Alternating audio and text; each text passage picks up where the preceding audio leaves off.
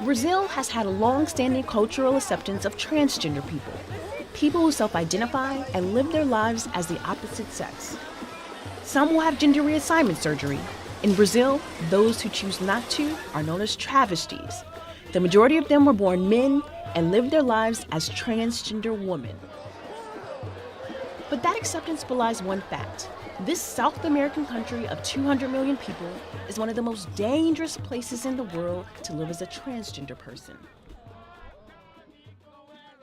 Adriana, 16, shot, thrown into a river. Sarah, 27, shot on a street corner. Tiffany, 33, murdered and found in a park. These three victims have one thing in common. They were travestis, transgender women in Brazil. There were 113 reported murders of transgender people between October 2013 and October of this year. Across the world, Brazil consistently leads the list of reported transgender murders. This year, Mexico reported 31, Honduras 12, the United States and Venezuela each had 10. Trans people are murdered every day in every state in Brazil.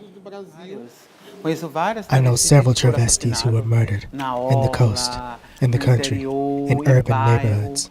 All travestis, whether they're in the street or at home, have already suffered from and experienced violence. I think that there is no other photo with a gay militant, a gay activist, with so many transvestites together. We was just returning from a meeting in the police department to protest against violence against transvestites. Luis Mott founded GGB, Grupo de Gay Bahia, 35 years ago in Salvador. The retired anthropology professor organized the group to combat homophobia in Brazil. The Brazilian government has never tracked homophobic and transphobic crimes. GGB has been doing it for the last 3 decades. Those times, in the 80s, no Xerox, no internet, no fax. People from all Brazil sending by letter, by the report on the newspapers, on the magazines, and we started to make collections. Today, people across Brazil simply tag Mott on Facebook when a murder happens in their region. This information is compiled on the website, Who Did Homophobia Kill Today? Despite the violence targeted to travestis, some are celebrated in mainstream Brazilian media. In the 80s, Roberta Close's high cheekbones and full cheeks became a standard of beauty for all Brazilian women. Rogéria has appeared in Brazilian television shows for the last 30 years. Even today, it's not uncommon to see a travesty on a television show. É uma discriminação que vitimiza, que ameaça e que assassina. But Kayla Simpson, a travesty, activist, and former government official, says that media recognition is not the reality for most travestis. Mas nós não podemos mensurar a população. We cannot measure a population by a few people who are in the media. They don't represent the total population. The people who represent the total trans population are those in the favelas, those in the far suburbs who are raped every day. Que estão sendo violentadas todo dia. In the heart of Rio de Janeiro, Lapa is one of the city's most bohemian neighborhoods. People flock to its bars and streets nightly for music and dancing. Down the side streets, travestis seek out customers. Most say they've had to turn to prostitution because society gives them no other options. Prostitution is not illegal in Brazil, and travestis like Felicia Frazão use the streets and websites to find customers. You're always having sex with different men, risking getting sick. It's very humiliating. But working the streets in Rio is not as dangerous as working along the Dutra Highway outside of the city. Films like Sexuality and Hate Crimes address the issues travestis face along this highway. It's difficult for us to work here and stay exposed. We work here, we enter the car, not knowing if we will return. Wagner Giamaida, an LGBT activist, has been producing these docudramas for the last 15 years. In these places, in these kind of crimes, you can say this is hate. I hate you. I want to kill you. I prepare your death. I want that you suffer.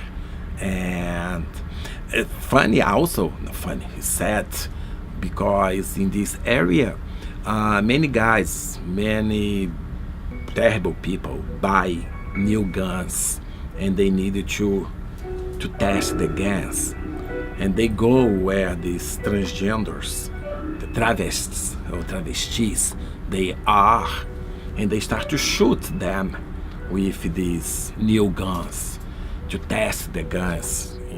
Nayara was featured in Giamatti's 2006 film Baixa Andia, Day by Day. 2 days before the film premiered in Rio de Janeiro, Nayara was found dead on the side of the road. She had been shot. Many of them, 3 or 4 days after, I interviewed them, and I took pictures and you talked deeply about their lives, and 3 or 4, 1 month later, next year, they were killed. Research shows that many people in male-dominated societies like Brazil can't understand why men just wouldn't want to be a man.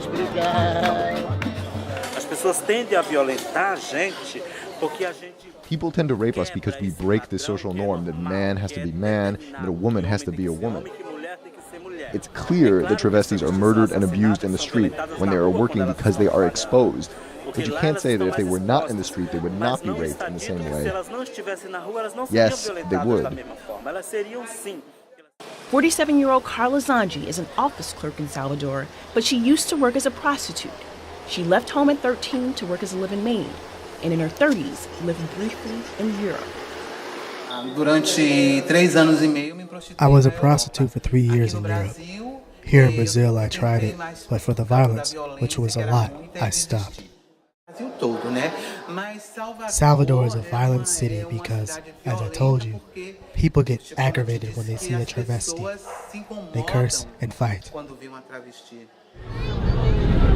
Things may be slowly changing in Salvador, politically at least.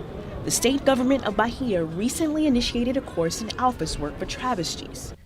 The person responsible for that class is Pelechi Furacão, the second transgender woman to hold a government position in the state. She is responsible for LGBT rights and opportunities in Bahia.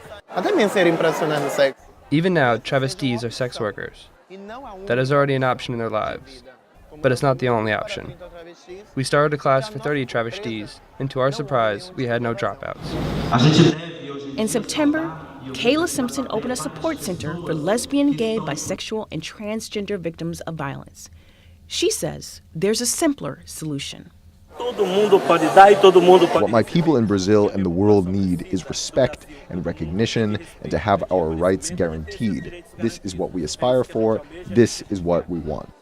Since the transgender murder statistics were released November 20th, 8 more travestis were murdered in Brazil.